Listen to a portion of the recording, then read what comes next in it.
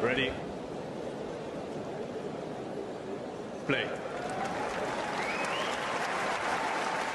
So we have Andrey Rublev taking on Fabio Marozsan. Obviously, Marozsan just beat João Fonseca 6-3, 7-6 in his first round, and obviously Rublev had a bye. They've played 3 times before. Rublev 2-1 head-to-head. Brenner, what do you think about this one?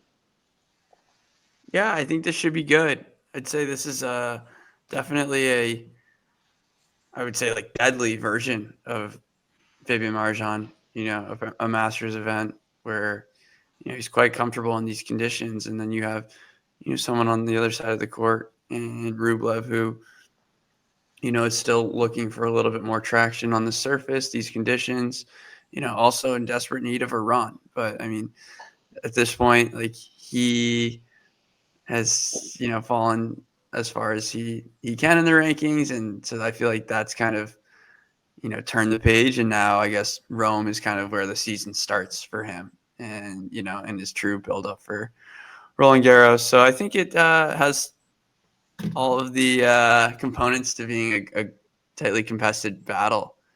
And, you give Rublev just a slight edge, maybe from, experience and, just as a, player off the ground. But you have to understand like how Rublev can be troubled in terms of coming to the net, finishing points. Marozsan has a really good grip today in terms of dictating, playing with a lot of variety, and that's always frustrating, especially against Rublev. But Rublev can get you on the move in these conditions and, take charge of points really quickly. Yeah, there's going to be a lot of power hitting in this match. Neither of them necessarily love to extend points. So I think it will come down to one of them just gets into a groove, especially early on in this match. Rublev, as Brenner said, has been looking for a decent amount of form lately. It's been a struggle over the last few weeks, and Marozsan also, it's both of them are around 50% win percentage for the year so far. It's going to be really interesting, I think, but I think Rublev is going to come through here. I just trust his consistency with the power a little bit more. I feel like he misses a little less often. I'm going to go the opposite, and I'm going to go Marozsan in 3.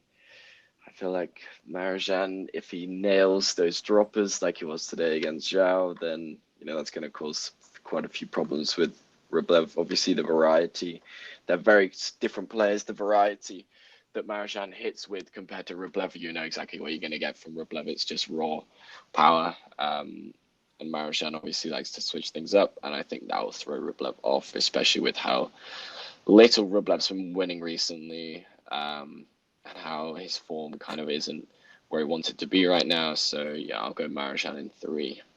If you enjoyed this video, make sure you hit that like button.